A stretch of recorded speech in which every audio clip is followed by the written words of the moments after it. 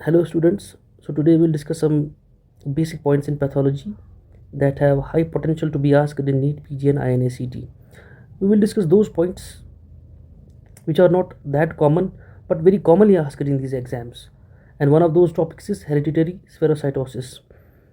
I have seen papers of NEET, PG and INACT where they ask questions about hereditary spherocytosis on regular basis, and what they ask is, let us discuss that. हमारे पास एक mnemonic है SEAS करके, उस mnemonic का meaning है that spectrin elliptocytosis and ankyrin and spherocytosis.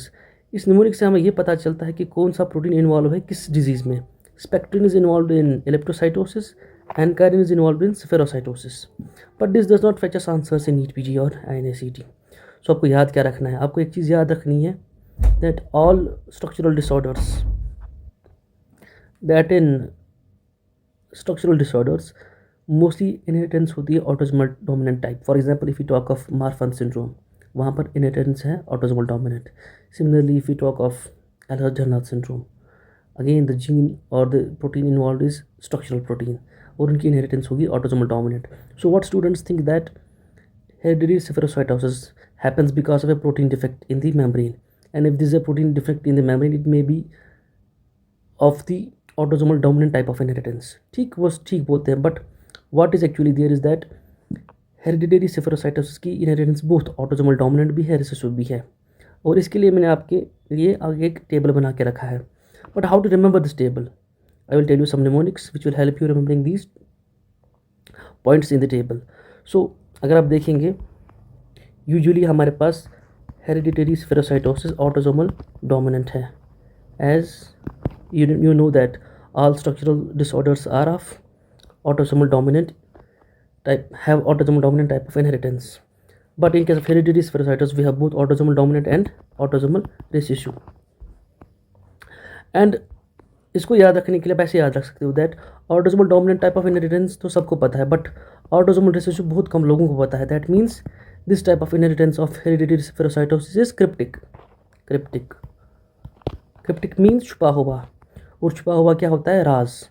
So we can write it as रास, और रास को हम बंद रखते हैं।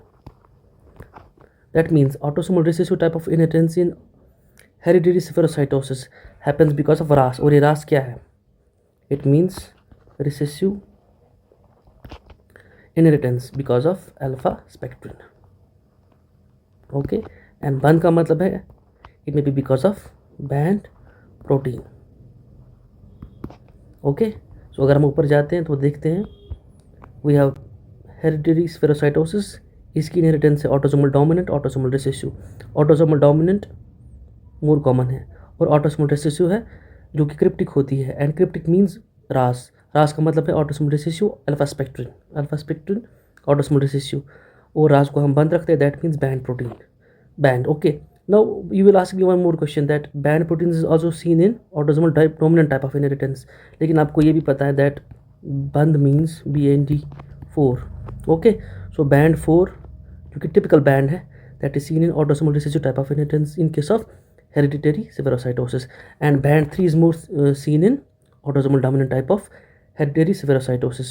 And इसके बगैर आप एक चीज़ और देखोगे दैट बीटा स्पेक्ट्रिन और एनकारिन कॉमनली होते हैं हेरिडिटरी स्फेरोसाइटोसिस में, जहाँ पर autosomal dominant type of inheritance होती है। इन शॉर्ट आपको एक चीज़ याद रखनी है that in case of hereditary spherocytosis we have both type of inheritances, autosomal dominant and autosomal recessive. Autosomal dominant में मेजरली आपको याद रखनी है ankyrin mutation. Okay, ankyrin mutation. And autosomal recessive में आपको याद रखनी है that autosomal recessive is a cryptic thing. Cryptic means हम उसको रास में रखते हैं, रास का मतलब हो गया रिसेसिव अल्फा स्पेक्ट्रिन, एंड रास को हम बंद रखते हैं। बंद means it has 4 letters, that means band 4.2 protein is present in autosomal recessive type of inheritance in case of hereditary spherocytosis. Now finally, just to solidify this concept, this is your band 3 protein. Band 3 means it will be autosomal dominant.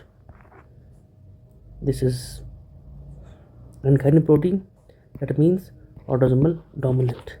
हमें पता है, हमें simply याद रखना है band 1 2 3 4, कि band 4.2 will be autosomal recessive.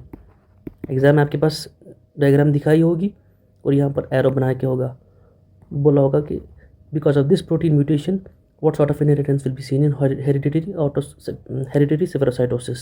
Similarly यहाँ पर प्रोटीन बनाया होगा, यहाँ पर एरो बनाया होगा, and you have to give the answers. Hope this helps.